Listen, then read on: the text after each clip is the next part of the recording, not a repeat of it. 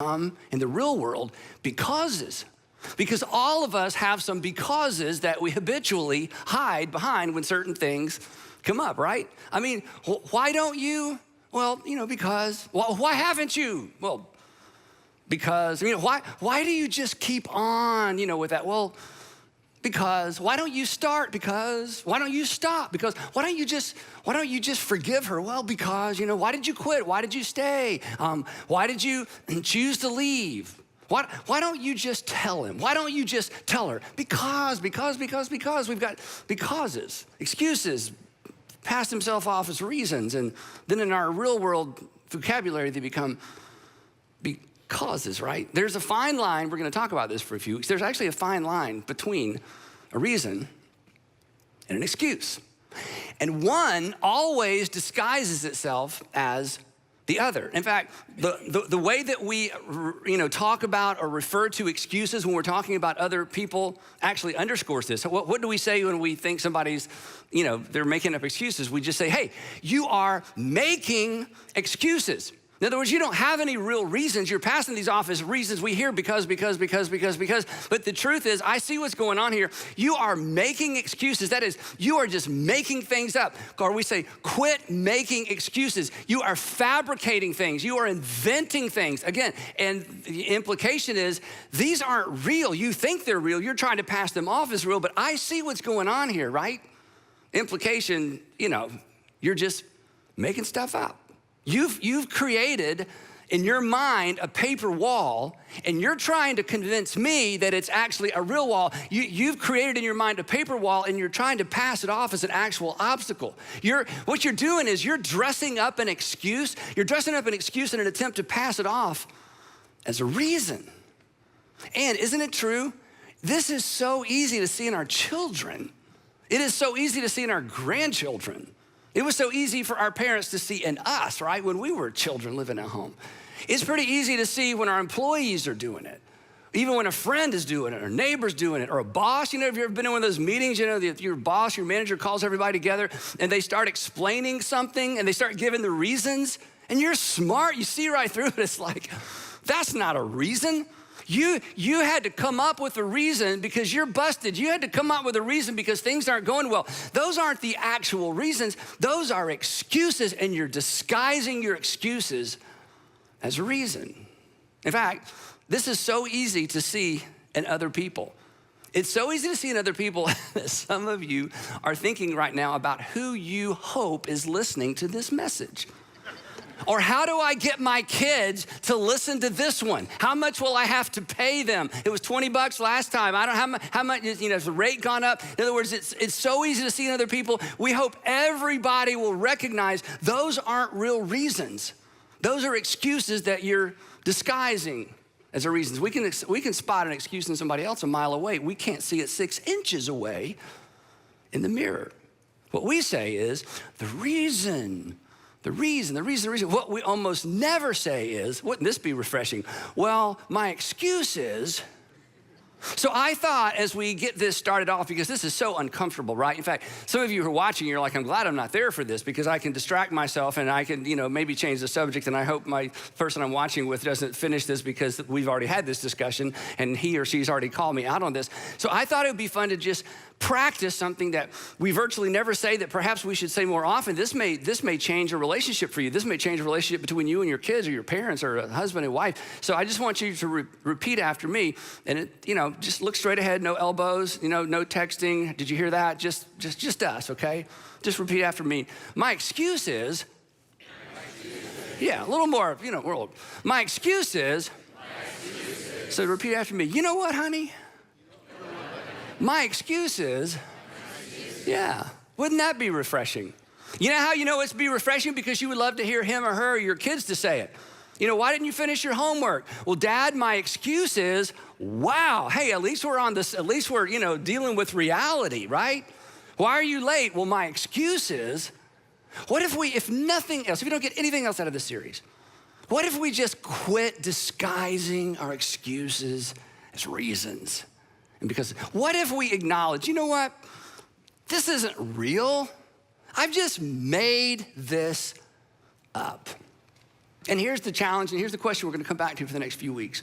Because this is emotional, and I'm gonna give you some illustrations, but they're kind of light, I'll admit that up front, but just to kind of get our head in the game. Is it possible, I'm not accusing you because I don't know you, is it possible, are you at least willing to consider that perhaps some of your reasons, some of your becauses are actually just paper walls?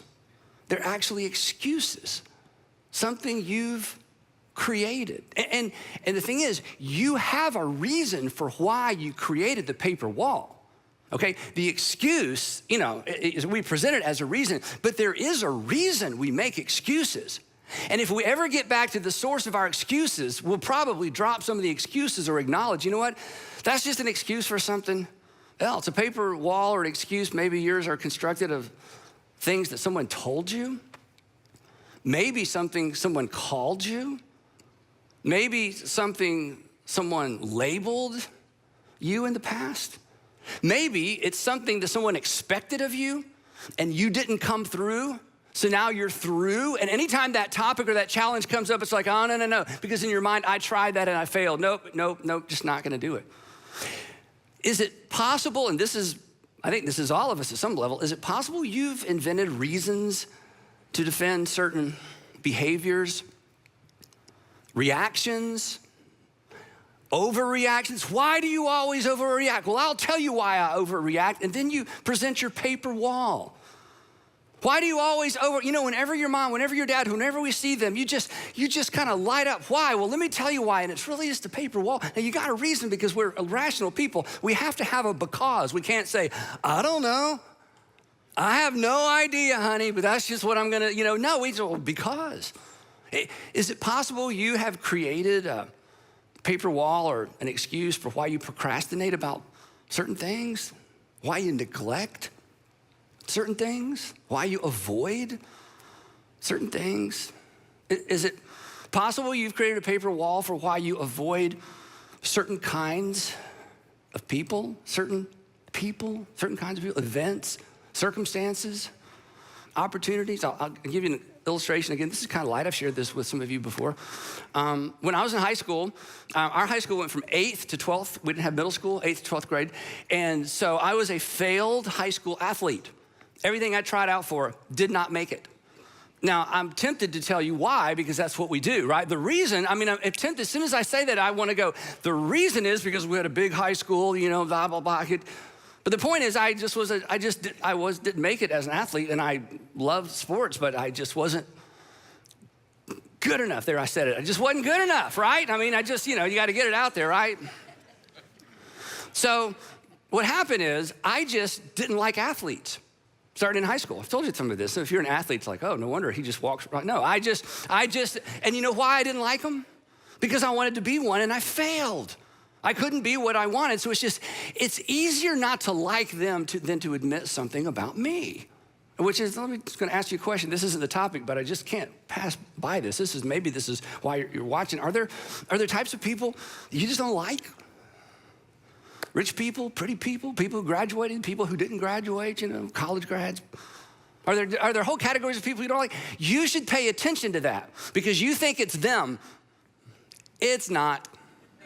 It's you. We're gonna come back to that. So just, put a little check mark by that, So here's what happened to me. So as I became, started doing ministry and got some kind of successful, I got invited to speak to all these sports franchises, college teams, and chaplains, do chapel before an NFL game. Teams would come to town. I get all these calls, and 100% of the time it's like, nope, I'm busy. Nope, I'm busy. Nope, I'm busy. I can't. I would love to lie. I would love to lie. I would not love to. I would be so intimidated. I don't even know who you are. I don't even know the rules to that game, okay? But I would love to, but I'm too busy, and I would pass off these opportunities to some of my friends. Oh, Andy, you're so humble. I'm so humble. It was just an excuse. I was just intimidated. I was just uncomfortable. Here's something. This is big. This is huge, okay? You know what is at the root of your excuses? And I know we've never met, but this is true of all excuses. At the root of an excuse is blaming something internal on something external. This is so insidious. It's something that's wrong with me, but it's so hard to look in the mirror to admit. So I decide it's not me, it's something out there. And the moment I decide it's something out there, I begin constructing a wall. And I think I'm protecting myself. I'm actually hemming myself in, and I'm keeping myself out of opportunities. And maybe relationships, and maybe better relationships, because of something I just won't admit to myself. You know what happens? I won't sounds like, well, I can't. The truth is I won't, but I'm not gonna say I won't. I just say, I can't. I'm afraid to try sounds like, well, then that's just not my thing. That's just not me. I don't really care about that. The truth is I'm afraid to try, but I'm not gonna say I'm afraid to try. I'm gonna say, you know what, that's just not my thing. And after a while, this becomes like a reality. Again, it's an excuse. It's a reason I've manufactured. It's a because I hide behind that you hide behind. So back to the sports thing for a second. So when Andrew and Garrett, my two sons, got interested in sports, I wanted them to be interested in music. They weren't interested in music. They were interested in sports because God's like, I'll show you. Anyway, so, which is fine. So they start playing baseball, they're 8, 9, 10 years old. So, they always want dads to be the coaches. Well, do you think I volunteered to coach my sons? Are you kids like, nope, you guys got this, they're 8 years old, I know. But, I'm left, ready for this one? Okay, don't laugh. I'll see if you can not laugh. I'm left-handed. I can't even borrow a glove. Get it? Because everybody's right-handed. Okay, yeah, you didn't get it. Anyway, I came up with all kind of paper walls, right? So then the coolest, or not coolest, the awful thing that turned out to be a cool thing happened. So Andrew, my oldest, is 10 years old, and they just moved up to kid pitch. Some of you remember kid pitch. This is when 10-year-olds throw baseballs at other 10-year-olds, okay? They call it kid pitch, but there's, this is a kid pitching. Anyway, so kid pitch, it's the second game. I'm on the bleachers with my friend Dave, because I'm not about, I'm just gonna be, the dad fan. Second game, this dad, 3 bleachers down or 3 rows down, the umpire makes a call. Now, keep in mind, these boys are 10 years old, okay? 10 years old. And this dad goes berserk. He jumps down, he is standing behind the umpire, his hands are wrapped around the chain link fence, and he is screaming at the umpire. They are 10 years old, he's lost his mind. And the umpire turns around and says, okay, and he knew his name, he called him by name because he had done this before. He said, you need to sit down, I'm gonna throw you out of the park. And he's just, he throws his dad out of the park, says, leave the park. He says, we're holding the game, so you leave the park. And he's cussing, and I'm sitting there going, what have we signed our kids up for? Then our coach, daddy coach, comes out of the dugout, and he starts getting on the umpire about the call and throwing his buddy out. So the umpire, now some of you are like, yeah, seen this 1,000 times. Others of you are like, I'm not allowing my kids to play organized sports, okay? If I ever have kids. So then the umpire, I'm not making any of this up, umpire throws our coach out. You're out, leave the park. Then the assistant coach comes out, and this is almost a quote. So I guess if you're gonna throw him out, you're gonna throw me out too. Throws the assistant coach out, calls the game. The boys are 10 years old. They're like, this all happened within, a minute and a half, right? The game over. Now, they're 10 years old. Do you know what their biggest concern is? Are we still going to Brewster's? Does this mean we can't go to Brewster's? I mean, they're 10 years old. They want, that's an ice cream place for those of you who live in different parts of the country or the world. Yeah. So then the coaches, get the boys together and they're apologizing. The umpire walks out and says, you two, out of the park, you cannot come to the next 2 games. Yeah, he wasn't messing around. So there's Dave and I, and we were the only dads there, some moms, and it was an afternoon game. And the coaches come over and say to me, Andy, look, me and so-and-so, we're out. Would you and Dave coach the next 2 games?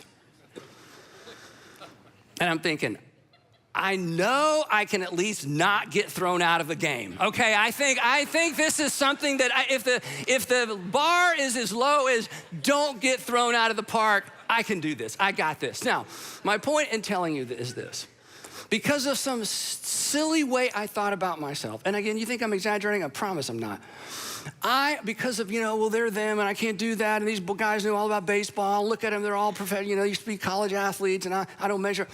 Because of some stupid, honestly, just paper wall, I almost missed out on one of the greatest joys of my life. Because from that moment on, I started assistant coaching my boys' baseball teams. And when I look back on those pictures, and when I drive by those baseball parks, it is still emotional because of the joy to be with my sons, to learn. I mean, it's just that season is one of the greatest seasons of my life. And I'm telling you, I almost missed it because I thought, oh no, I can't. Now here's the point. We all have these. And here's the thing. Do you know what's on the other side of this? We don't know. We just think we know. And because we think we know, we're like, I'm too afraid, I can't do that, I'm not talented enough, I didn't get education, I don't know anybody, whatever, right? So, is it possible? Just you gotta think about this. Is it possible you're missing out because you've walled yourself in? Is it possible that a because is actually an excuse? And you don't accept these from your children, you don't accept these from the people that you care about, you don't accept these at work. Why in the world would we accept these from people in the mirror, the person in the mirror? And maybe most importantly, why are we talking about this in church? Here's why. This is so important. There is a relationship between your ability, not your willingness. I want to be clear about this. There is a relationship between your ability to follow Jesus and your willingness to push through your paper walls and to acknowledge that your reasons are excuses, your becauses are actually excuses. And the reason I say that is because our excuses compete for lordship of our lives. An excuse can become your king. An excuse can become your master. An excuse can become your boss. Because you know what excuses do? Excuses tell you what you can't do. You can't do that. You shouldn't try that. You shouldn't try that again. You should not talk to him. You should not apologize. You should not acknowledge that. You should, you shouldn't, you should, you shouldn't. And next thing you know, your excuses are telling you what to do. You can't succeed at that. Nobody, you know, somebody already tried. You remember what they said. You remember what they had said last time. Next thing you know, your excuses are your king. They're sitting on the throne of your life. And you, if you're a Christian, you could spend the rest of your life singing about King Jesus and serving King Excuse. Excuses, if you don't like that, the throne analogy, I'll modernize it. They can become a board of directors. Nah, don't try that. Don't talk to him. Don't talk to her. Don't show up for that. Don't go early. Don't let them know you're coming. Don't acknowledge that. Don't admit that. Don't admit you're wrong. Why? Well, because let me tell you what's on the other side of this. So I know the answer to this, so you don't have to answer it out loud. And I hope I'm not, insulting anybody, but do you want excuses to be the boss of you? I don't. And we've never met, but I know you don't. But they will be the boss of us until we acknowledge they're not reasons, they're not real becauses, they're just the becauses and reasons we give, they're just excuses. We're making stuff up. And I want to be fair, there are reasons why we make things up. There's something behind why we make things up. There's something behind why something inside of me causes me to blame something outside of me. But either way, regardless of the reason, regardless of the cause, regardless of the fact that if I heard your story, I would say, oh my goodness, yeah, if that had happened to me, I have all kind of paper walls when it comes to relationships or money or sexuality or any other topic. I mean, I get it, goodness gracious, right? But in spite of that, you don't want excuses to be the boss of you. You don't want to get to the end of your life and look back and think, good grief, I spent my whole life behind this stupid wall that was nothing other than something I made up based on what somebody told me, something I believed, something I heard, something I read, something I was afraid of. So in the book of Hebrews, in the Old Testament, New Testament, the Bible's divided two parts. In the New Testament, the New Covenant, there's we call it a book. It's not really a book, it's a sermon called Hebrews. We don't know who wrote Hebrews. And in the document or the book of Hebrews, the author is trying to get some Jewish Christians not to use the difficult time they're going through as an excuse to quit following Jesus. Because they were following Jesus, they hit some bumps. There were some difficult things going on. So he's saying, look, please, please, please don't give up following Jesus because of these difficult things. That's not a good reason. That really, you're making an excuse. And in the midst of this conversation, in the midst of this document, he gives a general principle that whether you're a Bible person or not, a Christian person or not, this is just great advice. And here's what he says. He says, look, I know what's going on. I know you got a reason for your reasons. I know, you've got a reason why you're fabricating these excuses, but let us, this is so good, let us throw off everything that hinders. Let us, as you think about the future, as you think about moving forward, he says, I want you to throw off anything that hinders. And it's sort of an analogy. It's kind of a sports analogy, strangely enough. I don't use them much, but if they're in the Bible, I can't avoid them. Anyway, he's talking about running. He says, anything that hinders you from running, from racing, from staying in your lane, you just need to get rid of it. Rid yourself of every encumbrance. Rid yourself of anything that's an impediment that trips you up. And this is so fascinating, or as an example of, and the sin that so easily entangles. Now, if you used to be a Christian or you're exploring faith, what I'm gonna say next is so important as you think about moving forward. And maybe if you've been a Christian a long time, this will put some things in perspective. This word sin, if you follow Jesus through the Gospels, Jesus is very specific about what sin is. And he doesn't give a list. Here's 5 things not to do, here's 4 things. He doesn't do it that way. Do you know what sin was for Jesus? It's so consistent. Sin was anything that hurt someone. Sin was anything that hurt someone, and sin was anything that hurt you. Which makes sense because for God so loved the world and he loved the people in the world, then he doesn't want the people of the world to get hurt and he doesn't want them to hurt each other. And you're like a good parent, when you see somebody do something to one of your kids or one of your kids does something to a brother or sister that hurts them, you're not upset because they broke a rule. You're upset because your child got hurt, whether there was a rule about that or not. From now on, there's gonna be a rule, but we don't do that because it hurt your brother, hurt your sister. So anything that hurts another person, that's what sin is. And if you hurt yourself, from God's perspective, who loves you, that's a sin. Lying is a sin. Lying is a sin because you know what lying does? We talk about this. Lying breaks a relationship. You can't have a real relationship with somebody who lies to you. Lying breaks a relationship. Well, anything that breaks a relationship breaks God's heart because God's about relationship. So lying is a sin. And lying to yourself is a sin. Lying to yourself is a sin because lying to yourself hurts you. An excuse, if you want to look at it from this perspective, an excuse is really just a lie we tell ourselves about ourselves. I can't. I'm not good enough. I tried. I don't, a lie, an excuse. It's just a lie we tell ourselves. We tell the person in the mirror about ourselves. And when we lie to ourselves, we hurt ourselves. And when we hurt ourselves, we sin against ourselves. So when the author says, I want you to get rid of anything that's an impediment to you running your race and the sin that entangles you, it includes this. In fact, some of you have lied to yourself. You've got so many paper walls. In fact, before this series is over, maybe before this day is over, maybe we've already gotten there. Some things have already come to mind. You've lied to yourself. You've hurt yourself, which means, this is odd, but you owe yourself an apology. You should go home, sort of being facetious, but maybe this would help you. You need to go home and look in the mirror and apologize to yourself. You know what, I've been lying to you, Andy, and I've been holding you back. I've been making up things and calling them reasons. They're not reasons. I've got all these becauses, but I've been lying to you. I'm not gonna lie to you anymore. I promise never to do it again. Because those aren't reasons. That's just stuff I made up and I'm standing here behind it like I can't move forward. And it's because I'm believing something and telling myself something that's just not true. So he says, come on.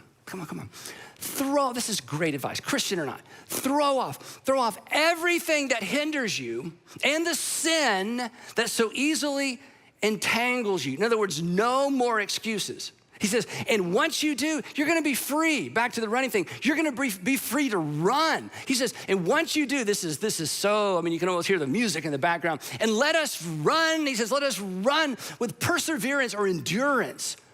The race marked out for us. Now, this is a fascinating thing.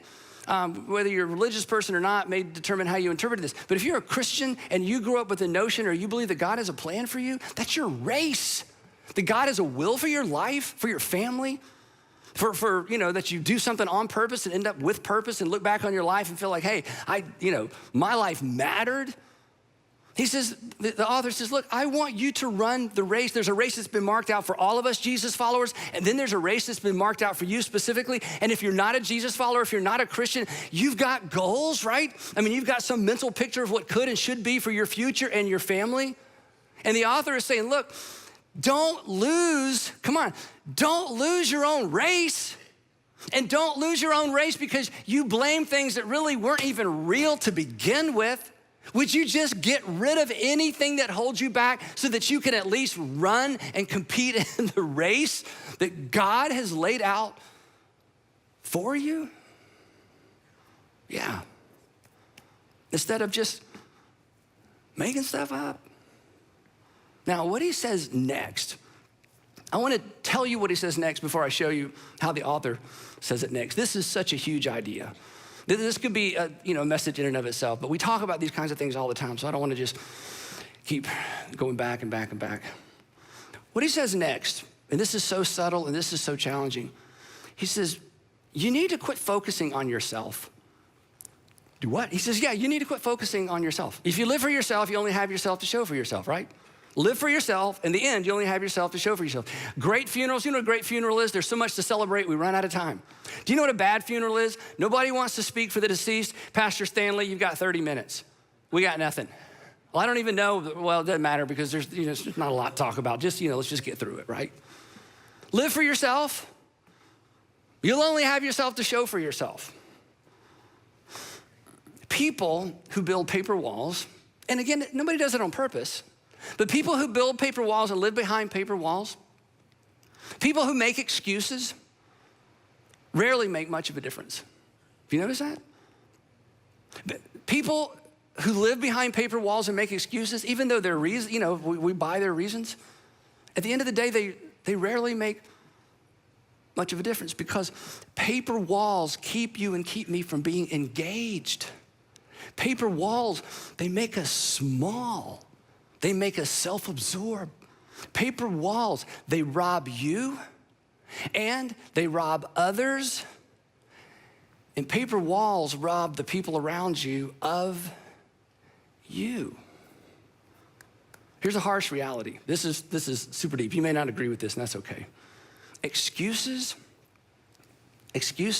not always, but maybe more times than we want to admit. Excuses are often selfishness disguised as humility. Oh, that was me. Like, thanks for that opportunity, but I'm busy. Liar. You sound so humble. You let the other pastors have that opportunity. You look so humble. You're just afraid. Sometimes our excuses, they come across as humility when it's really anything but.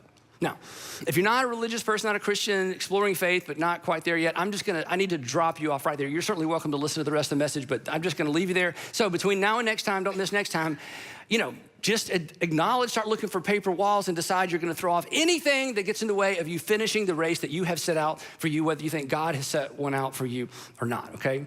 Because this is relevant to all of us. But if you're a Jesus follower, there's more. If you're a Jesus follower, the author says, oh yeah, one more step. This is so powerful. And many of you have heard this verse so many times, you've memorized it. He says, and while you're, let me just read the whole thing. Let's throw off everything that hinders and the sin that so easily entangles, and let us run with perseverance the race marked out for us. No period, just same sentence. Fixing, it's a participle, as you go, fixing our eyes on Jesus. Literally looking away to Jesus, or looking away to Jesus.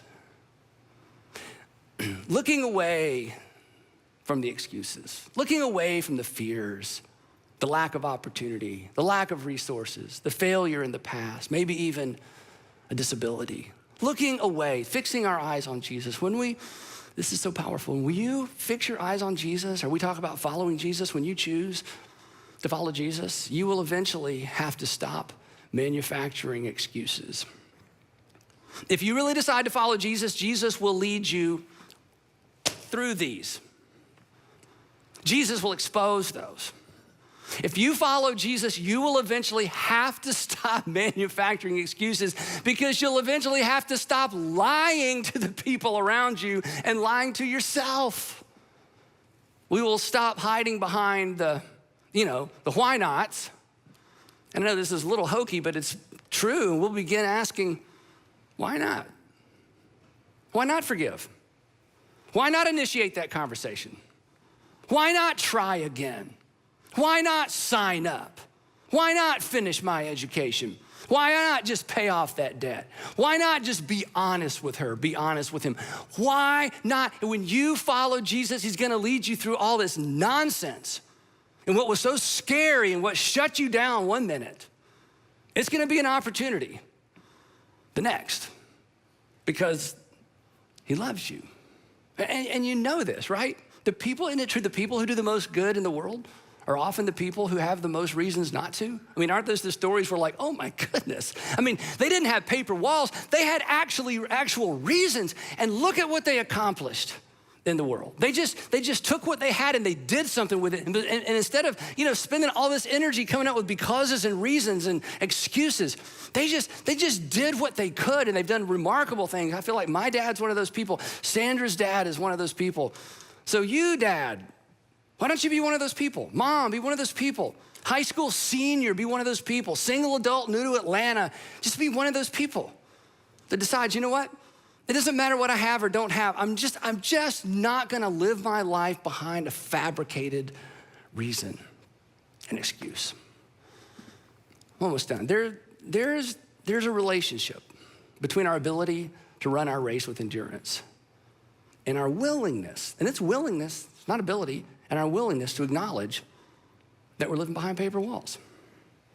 There's an undeniable relationship between your ability to become what you want to become and to fulfill your potential, whether it's spiritual or not. There's a relationship between that and your willingness to acknowledge excuses for what they are. And then for those of us who are Jesus followers, there's a relationship between our ability, not our willingness, our ability to follow Jesus, and our willingness to acknowledge an excuse for what it really is, something that hinders us. So, whether you're a religious person or not, Christian or not, here's what we can all agree on. We all need to shut down the excuse factory. We all need to get in the habit of saying, well, okay, my excuse is, well, because, my excuse is, well, distant tide in this experimental rhythm. I'm here to buy a symphony of dreams in an indie rock scene, in this layered dance where my heart's been. Almost in the music, in this simply dream, with a classic tune that I can't quite see. Lay a female voice in the alt-rock light, in this haunting song where dreams ignite.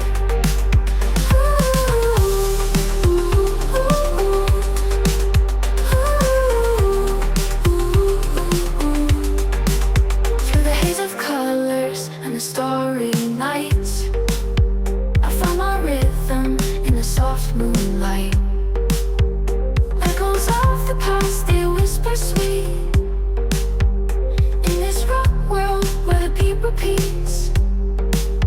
Melodic whispers like a distant tide. In this experimental rhythm, I'm here to buy a symphony of dreams in an indie rock scene, in this layered dance where my heart's been. Oh, I'm lost in the music, in this simply dream, with a classic tune that I can't quite see. Lay a female voice in the alt-rock light, in this haunting song where dreams ignite. Through the heart of the night where the guitars play, I found my rhythm in a soft monumental way. A sweet surrender to the rock beat, in this haunting moment where my heart skips a beat. Oh, I'm lost in the music, in the simply dream.